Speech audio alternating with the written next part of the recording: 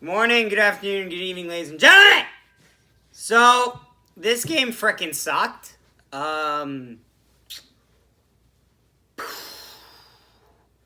Pedestrian.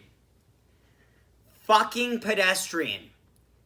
That is the word of this game. The Jets looked like they didn't care, honestly, and it showed in the scoring and the shot count, for that matter. The commentators were saying how Vancouver played a very complete game. Yeah, it's not like they had much competition in that regard. So, like, let's get into it. Puck drop. No!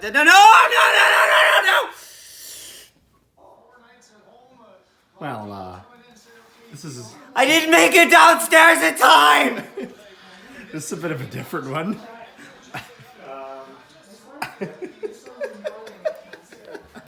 Are you alright? Cut the footage. So that happened right away. So I wasn't even downstairs yet. It's my dad's 50th birthday. Happy birthday, Jamie. So we were upstairs singing because, yes, that's what I want to do. Being of a Jets game. That's the perfect time to sing happy birthday.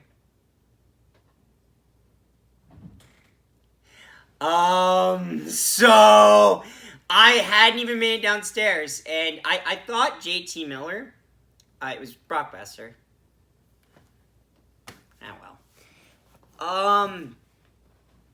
I don't like this goal. For one thing, count the bodies around Besser when he walks in.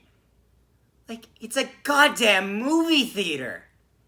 Like, he just walked the hell in, and they were just like, yep, tickets please, tickets please, tickets please. Like, play the puck! Get him! Like, God! And Hellebuck, I don't like Hellebuck on this goal. And yes, I understand that Besser should never have been that wide open, but Hellebuck has a problem here. His depth is off, so if you notice, he comes out as Besser's coming in on him. And the problem is that when a goalie, like as a goalie, you were taught that when you're coming out and gaining depth on the play, you have to get set. Then you can make the save. Because if you're pushing out and trying to make a save like Hellebuck does, you lose all sense of direction. And if that play moves even the slightest, you're fucked. Hellebuck was fucked. And just like that, it's 1-0. And already again, I feel like yes, we score a lot in the third. Don't fucking rely on it, though. Get a goddamn lead. Why can we not play with leads? I like being able to say that the Jets can come back in the third period, but why do we have to keep doing it? It's like we're dancing over the edge of a volcano and we're just like, I've never fallen one of these before. And it's like, yeah, but eventually you will. Ugh. So anyway, after that, and after, not too long after that, Mason Appleton, right off a face-off win from Adam Lowry, will make pretty much an NHL 21 play right there, where he walks across, set play, open lane, shot, scores, reaction here. Fucking A! Fucking A! Woo! Let's go! Again, as you can see, I was just done singing happy birthday, so I wasn't downstairs yet. Evidently, by my response, Carter was thankfully on hand to realize I need to record this boy. Yeah, I literally I was in the camera thing, and then I saw a score. I'm like, oh, turn it on. And you're like, he's doing it again. Like, no. And like, after that, not a lot. Like, we have a penalty kill. Cool. Great job. You killed the penalty. That's expected of you, like, at least 7 times out of 10. Hot damn. And then, like, Demko makes a good glove save on Stanley. I didn't actually... it's funny, actually. I don't hate Logan Stanley's game. There was some talk earlier. I've seen it a bit around. About Paul Maurice choosing Logan Stanley over Ville Heinola. Actually, Peg City covered that. Who, if you haven't followed him, you should follow him for sure, because he's another Jets fan like me.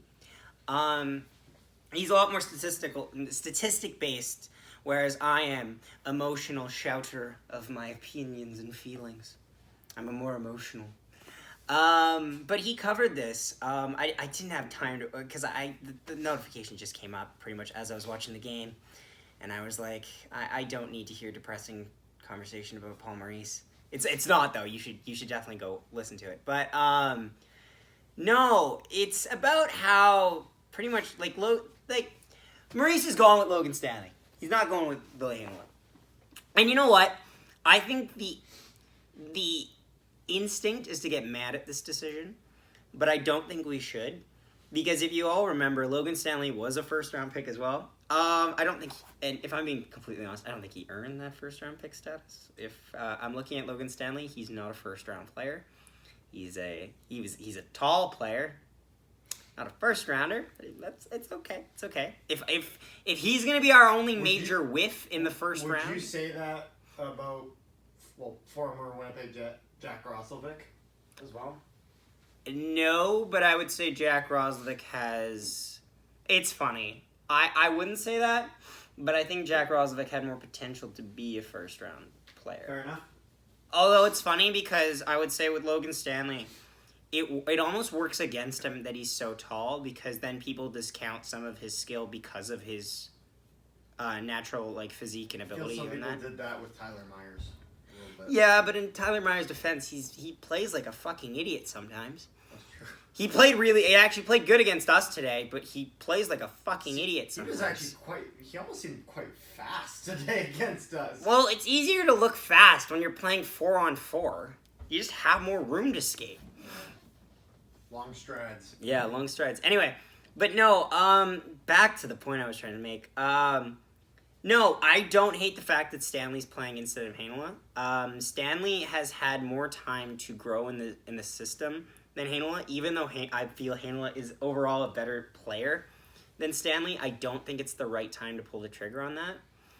I think we have to remember that we shouldn't be rushing our prospects, because you see teams like Detroit and shit like that, what they did when Detroit was on their last leg. This is like... We're talking about the Detroit team just before the, pretty much right as or just before the streak is ending. Oh. That Detroit team didn't like prospects. Let's be blunt here. Actually, the Pittsburgh team now doesn't like prospects, and that's going to hurt them. Delay the inevitable. Yeah, you either rush your prospects, which is bad, or you just don't use them, which is equally bad. I don't think we're denying... 25% return rate? Yeah, I don't think we're denying Ville Heinola a spot. I think we're just giving it a little time. Because right now, we actually have a somewhat competent D-core. I like the guys we have on defense for the most part.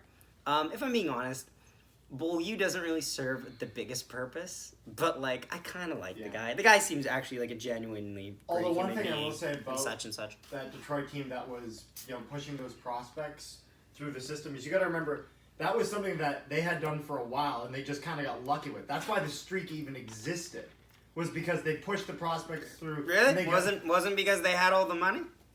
It was a combination when there was no of a calorie few cap? things.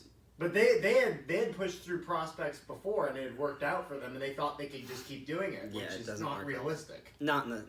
But anyway, as I was saying though, I know this is a bit of a long tangent, but trust me, there's not much left to this video when you think about it, because you were scared when you saw Perfetti was practicing. I got scared when I saw Perfetti was practicing because it's too fucking early. But I was dumb because I immediately I was rightfully told by my fucking Instagram followers and my friends, which are actually the same category. I don't even know why I specified the two. I was like, what they the are heck? my friends. What the hell? No. Some of them are my assholes. my friend Gabe was like, Some of them Zach, sucks. calm the fuck down. It's a practice. He'll get his minimum games and we're good. And I'm like, that's true. You're right. Get him used to the lineup. That's good though. Yeah, honestly, yeah. No, I don't know where you'd put him, but I've said that about Pierre-Luc Dubois. Anyway, You'll figure it out. Anyway, though, no. Heinola will move up eventually. It's just that we don't really have a good spot for him right now to fully, we don't have a good spot to fully use him. So it's fine that we're not. Whereas Stanley is a guy who's playing third pair. Let's be honest, Jets fans. Do we want Ville Heinola playing third line when he gets called up? I fucking wouldn't. If he's really the shit that we're saying that he is. You don't want him on the third D pair. You could have him better Second use of D his pair time. minimum. Yeah. But anyway. No, I actually liked a bit of Logan Stanley this game, actually. He played pretty solidly when he had. And he tried to do a little bit. The first period as a whole wasn't bad, but fuck me, was it unlucky. First off, we get over that goddamn brutal Besser goal to start. And then puck on the top of the net, and Hoglander, Swede. Oh, Jesus! No! I saw that shit go on the net. No. Two goals, 3 shots. We got held up. But that's not representative of the play. Look at this garbage. It goes on top of the net. Yeah, it's an annoying goal to have scored against you, because it's like your gut feeling is immediately like, this could have been avoided, or like 1,000,000-to-1 chance type vibes. But if we're being honest, the Jets deserve to get probably scored on in this play, just based on the way that Vancouver line was just hemming us. They were walking all over. Yeah, but that being said, that is nothing compared to the second period. But before the second period, I will say, second line had a good shift after that. I try to point out when certain lines have good shifts, because honestly, the second line had a good shift. No, but you know what? That wasn't a given tonight, because That's it true. seemed like Vancouver did their homework on us. Yeah. And they did a good job of stuffing Ehlers at the top of the circle, so he couldn't get down to really set stuff up, because Ehlers likes to play around with the top. And their centerman was aggressive, so he couldn't cut in. So. Lowry had some good chances. Kopp had a chance. Lowry had 2 chances in the same play, actually, in the same shift. Kopp had a chance. First line had some good pressure. The last shift of the first period misled the fuck out of me for the second period. Like, the last shift of the first period was good for the first line. That was goddamn hard to say. Which led me to believe that the second period would be good. I was fucking deceived. And then, honestly, this game just takes a nosedive. Wheels has a good chance in front of the net, passes it off. This is one of the things that pissed me off to no end. And it's like, we played goddamn pedestrian. We had no drive, no nothing. This game, the fact that it was 4-1 was a mercy killing. This game could have been 6-1. It was brutal. But don't pass off opportunities. I said this the other day, in one of the Oilers games, but stop it. Just shoot the fucking puck sometimes. Yes, I get it. Goalies are good these days, but fuck, you're never gonna know if you don't try. Horvat would take a holding penalty. Holding penalties are very interesting call. Horvat was mad, and honestly, he has a case. You can hear him yell at the ref. Well, you can hear everything, which is kind of great.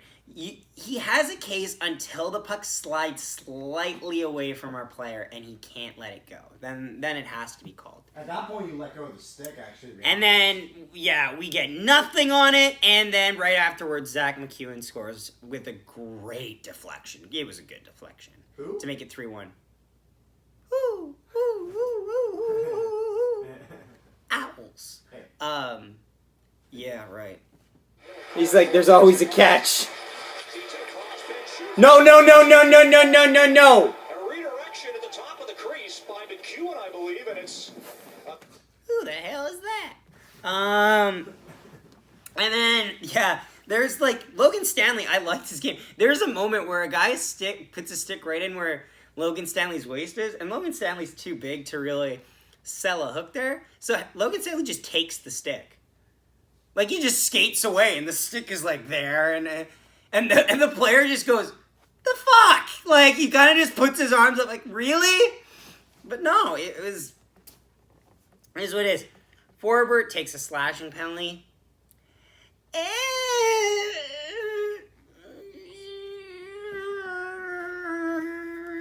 Sure. Okay. Alright. Lowry gets a breakaway. Yeah, I know. Wow, we're shorthanded and loses the puck. And I was screaming at the TV because he had Demko beat. He had him beat.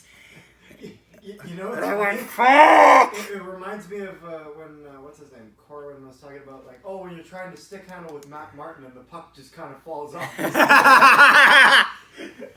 Matt Martin, stick handling legend. I think I heard it. No, it was Steve Dangle saying what somewhere. Where it's like, if you have to go into your depth chart and you see Martin Marincin, you've gone too fucking deep. He didn't say the F word. That's my emphasis. But anyway, no. Also, there was this play in the corner where there was just a lot of cross-checking. Like, Shifley gave a cross-check to Hughlander. Someone put it in the comments how to say it, please. I'm trying. We're gonna have to play this fucking team 8 more times.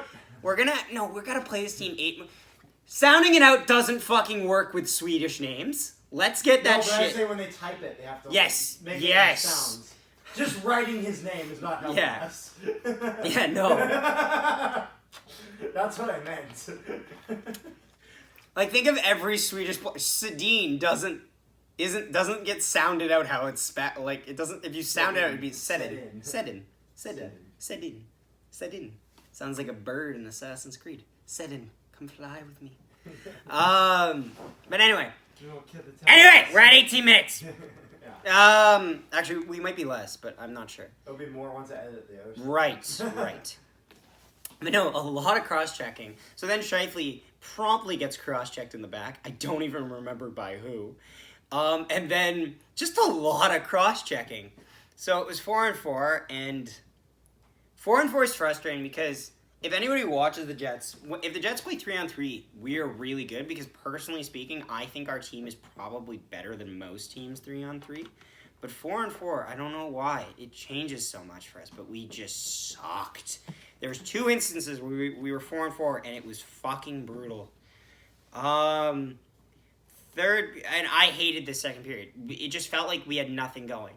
And honestly, what is with our team and not being able to just wait. Like, I know I didn't talk about too many individual things in the second period, but pretty much just assume if I didn't talk about it, all of this dead space was us just spending time in our own zone.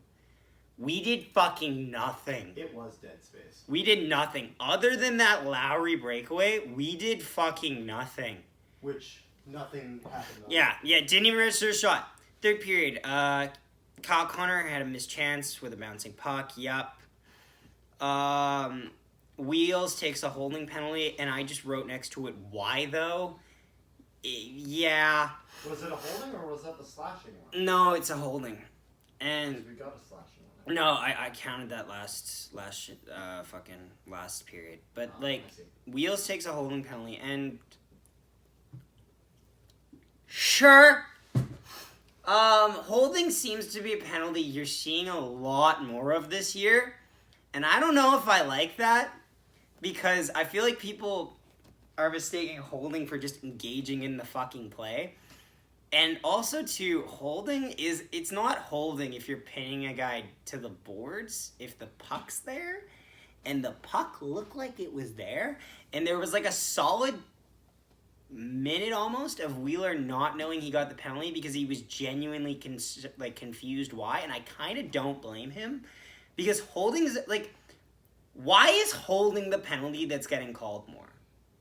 Because if we think about it, holding is one of the most non-essential penalties to call.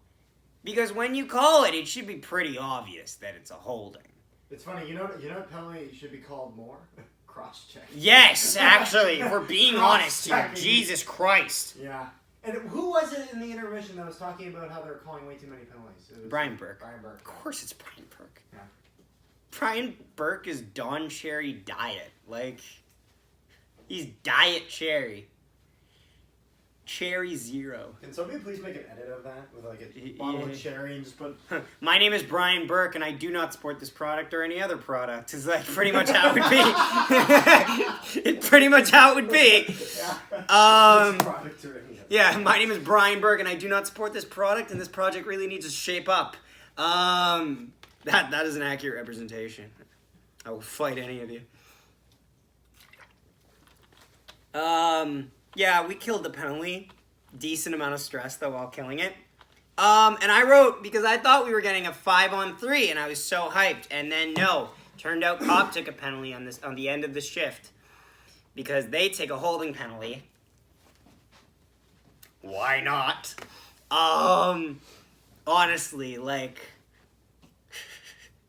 It felt like a dystopian future where hugging was outlawed. Like, honestly, like, it was just so weird. Holding doesn't get called this much. It shouldn't be called this often. I'm just saying. Honestly, I counted 5 times where they could have called an interference penalty, and they didn't. But they called holding like 4 times. Cobb takes an interesting tripping. No, later. Cobb takes a tripping penalty. I don't know if I like this. Like, they both felt weird, but I don't know. Something fell off about that play is all I'm going to say. Big saves by Hellbuck. Hellbuck didn't have a bad game. Let me get this out of the way. Hellbuck didn't have a bad game. The hell is he going to do on the third goal, on the deflection by McEwen? The second goal, I don't really think we should hold it up against him because first off, that's why I said most guys on the Jets didn't know where the fuck the puck was. That's what you're saying. You said like, oh, like what's he gonna do in the third? I'm like, or the second. Yeah, or the second. Just a mess. First one, I already said why I didn't like it, but it's not huge, really. But no, he played decent, honestly. Like people who think like that Hellbuck just has bad starts all the time. This isn't a bad start. He had bad luck on the first goal. And then after, like, he played really it, he didn't play it really great on the first goal. But after that, he shaped the hell up. We had a 2-on-1. Ehlers had a 2-on-1. Ehlers needs to sell a shot more. Because Ehlers has been, like, this second line has made a lot of 2-on-1s that have ended in passing. Like, a lot. Like, the overtime goal that Ehlers scores. Last game... with Stasny to Ehlers, technically 2-on-2, but still, it was played like a 2-on-1. Stuff like that. Like, Ehlers needs to shoot that. Because we need, like, if every time you do a 2-on-1, you pass, I'm playing the fucking pass. And the defender played the pass. And we passed. Damn it. Like, especially when you're down by 2, you just need pucks to the fucking net. It needs to get on net. You need to test Demko. Because Demko could have put a goddamn recliner in that net. Like, he had no work. We played it goddamn Pedestrian. And I wrote fucking Pedestrian in big letters right here. I just wrote Pedestrian because nothing's fucking happening. And then with under, like, 3 to play, we pull the goalie. Puck bounces off a broken stick that Forbert had dropped. And Besser scores. For action here. Connor turning on the half wall. Now over to Shifley. Just get one. Just get one. Oh, I have no faith in this. Don't. Oh, fuck off! Broken stick allows the puck to pin. Fuck off! Are you serious? pressure's on. 6 players out. Look at the traffic in front, and there's the deflection right off the head of Demko as Wheeler got a piece of that. Now down low as this is another good chance that Myers comes across. On the breakaway, the fact that it was a shorthanded breakaway for one. Who And- gave that breakaway pass? I don't know. It was a weird play where they broke their stick or some shit like that, and that was, yeah. But despite that, despite the fact that he wasn't able to score, he was, like, especially in the first period, creating chances. He was trying. Second favorite guy would be Logan Stanley, because I like the little plays that he was doing. He was doing fine, honestly. And my top performer of the game would be Mason Appleton. I fucking love Mason Appleton in this game. Mason Appleton, in my opinion, is the only guy I can confidently say had a good game this game, honestly. He scored the goal. He got the only goal for the Jets. But not even just that. It felt like he was trying to do things, but he never had any proper support around him to really set up plays. But I could see that there was some effort there and some drive there. And that's things that I love to see on a third-line player. Like, Mason Appleton has been in the organization for quite some time. Like, a couple years now. And you know what? He's really moved past this idea for me that he's just a weaker Jack Roslovic or a less gritty Brendan Lemieux, which is how I kind of saw him. But, like, I like Appleton. Appleton's a solid bottom 6 guy to have. And he's trying to do more. And I'm happy to see him try to do more. Because, honestly, if he can keep elevating his game, he could really work well with Adam Lowry on a more regular basis. Especially since Adam Lowry probably wants to stay here now. Especially since his dad is a coach. So yeah, honestly, no. That'll be the end of this video. Tomorrow, me and Carter are going to release another episode of the Nolan Hockey Podcast. Most likely. Some things we're going to cover is that McDavid goal, though. Fiala's 3-game suspension probably will get touched on. And then anything else off the top of our head? 3-way trade. 3-way trade a little bit. Not much. It's not It fucking was important. pretty low.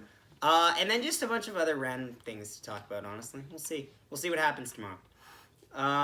Thank you for watching. Be sure to like this video if you haven't already, because you know what? It was a journey and we took it together. Subscribe if you haven't already. I'm happy to say we just passed 170 subscribers, so that's hype. Always love to hear we appreciate all the comments you guys give, so please comment down below your thoughts on the game, your thoughts on the video, any criticisms you might have. We are open to hearing all of it. I do reply in the comments when I can. And yeah, be sure to follow us on Instagram at Nolan Hockey Podcast to make sure you know when we're uploading shit. And every now and then we post things in a blue moon. And yeah, see you next time.